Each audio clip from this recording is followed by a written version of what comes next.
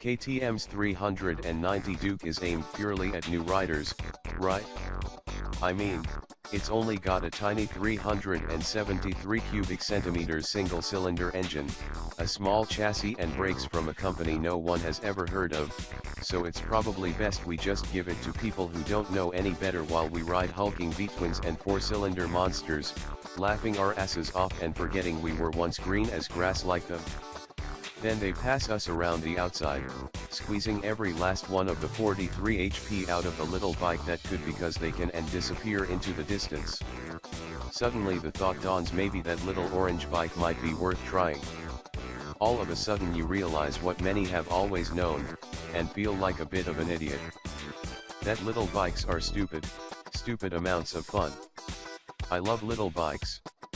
Some are better than others, granted, but I get a perverse pleasure from rounding up big bikes and making them look silly on back roads, not straights. I'm not that deaf. Still, my favorite bike I've ever owned was my 1998 Suzuki RGV 2502 Smoker. You could get away with murder on that thing and properly embarrass those who believe the best way to going faster is to have more displacement.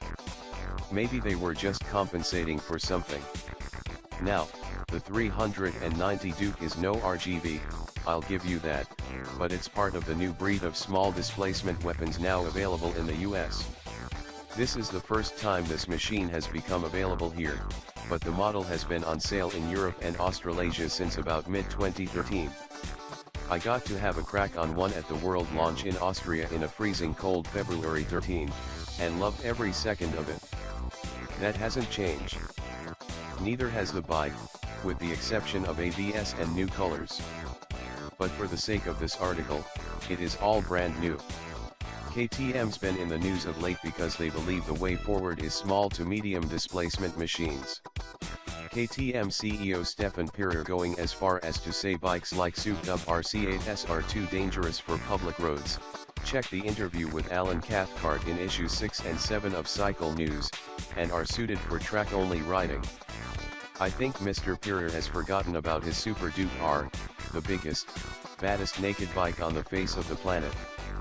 But while I may not necessarily agree with his viewpoint, I can see his logic in expanding his lineup by creating bikes like the 390 Duke and the RC390, because these are the bikes that will get people hooked on motorcycling in the first place. The 390 Duke is one of those bikes that puts a smile on your face when you ride it. It's got funky, edgy styling, a great little engine and gearbox, and it's comfy, too. It's one of those bikes that remind me of why I love motorcycling. It reminds me a little of my old XR400 Honda. In a world gone mad with acronyms that sound like they're from NASA, SCS, TCS, AUK, etc. The 390 Duke is nice and simple. Yet it's got ABS, so there's an acronym there, and it's also got EFI, another acronym, but it's basically a 400 class single-cylinder dirt bike engine, one that will throw up more than enough punch to do second gear wheelies and pull hard enough to get a move on from low revs in third and sometimes fourth gear. I'm not saying it's going to pull the skin off a rice pudding, because it's far from what I would call powerful, but and there's the rub, it's so easy to exploit, totally unintimidating yet fun to use. Kinda like a Fiat 500, just in bike form. Yes, it sounds tinny on startup and puny when you open the gas, but after about 2 minutes I was having so much fun that I simply didn't care. And like a little Fiat you'll get a few vibes, especially through the handlebars and pegs, even though they're rubber mounted. It's a single cylinder, after all, so you're never going to get rid of all the vibrations. And as it's a single, you're not going to get the world's smoothest throttle action, either. It can be a little jerky in low revs when going from full close to about half throttle, but it's something you quickly get used to. The little 89x 60mm engine isn't a one-trick pony, either. It'll give you power right up to the soft action rev limiter, although it does tend to trail off once you get really high up the rev range. You can also short shift between third and fourth gear under acceleration, keeping the motor singing in the 5-7,000 RPM range. The gearbox action is pretty nice, not the smoothest I've ever encountered, but if you preload the box slightly you'll get a better shift than if you just bang up the gearbox like you would a single-cylinder dirt bike. The cable-operated clutch is super light and has plenty of feel, which is great for new riders. If you disconnect the ABS you can play around with the clutch and rear wheel by backing the Duke into corners, but that's not recommended.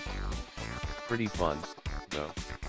The steel trellis chassis of the Duke is beautifully matched to the character of the engine in that it just does what you want, when you want it. The bike only weighs a claimed 306 pounds, so you really can throw the thing around like a football in tight corners. The front inverted WP suspension is unadjustable, which I find a bit disappointing, because if you're a tad on the heavy side like me you could find the front slightly underdamped. If you could wind the preload up a bit it would make a big difference, but the front suspension works well up to a point, at which stage you're probably going a tad faster than the posted speed limit. The same can be said of the front brakes. Made by Vibra, it's an abbreviation for by Brembo, a subsidiary company of Brembo and manufactured in India for sub 600cc models. Initial bite is pretty good, but prolonged hard use will induce some fade. ABS is a great addition and you have to squeeze the lever pretty hard for it to work, at which point you'll get a slight pulse at the lever. It's pretty unobtrusive. It'll be interesting to see how the brakes stand up to the punishment the kids in Moto America in the RC390 Cup will dish out, as they will be giving them more of a flog than anyone in history. The WP monoshock's damping characteristics are slightly better than the front. You can alter the shock by way of preload, and I found the ride to be nicer on the rear compared to the front.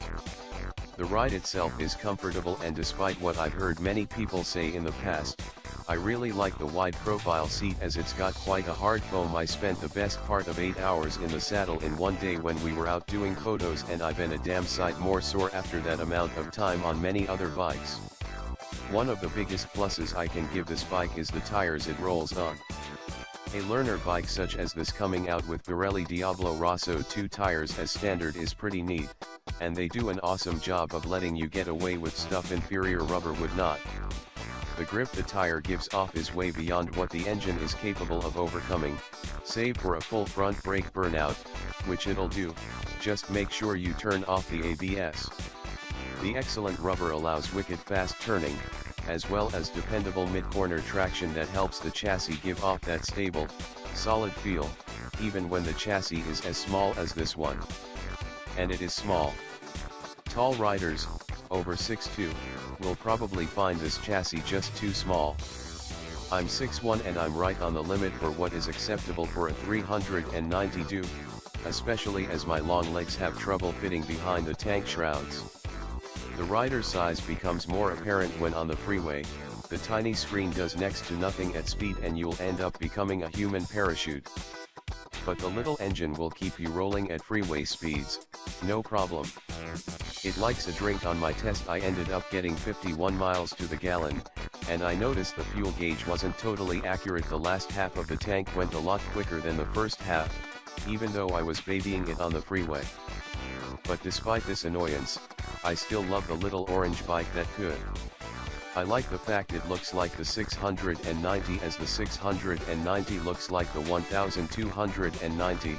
I like the fact you can ride the nuts off it and still be in a safe comfort zone, and I like the fact it's a great bike to get people into motorcycling who wouldn't normally consider it. It's simple, does everything you could want if you're a beginner or even if you're more experienced, and does a good job of inspiring new KTM riders to want a 690, or even a 1290 Super Duke later down the line. But most of all I like the KTM 390 Duke because it's bloody good fun to ride.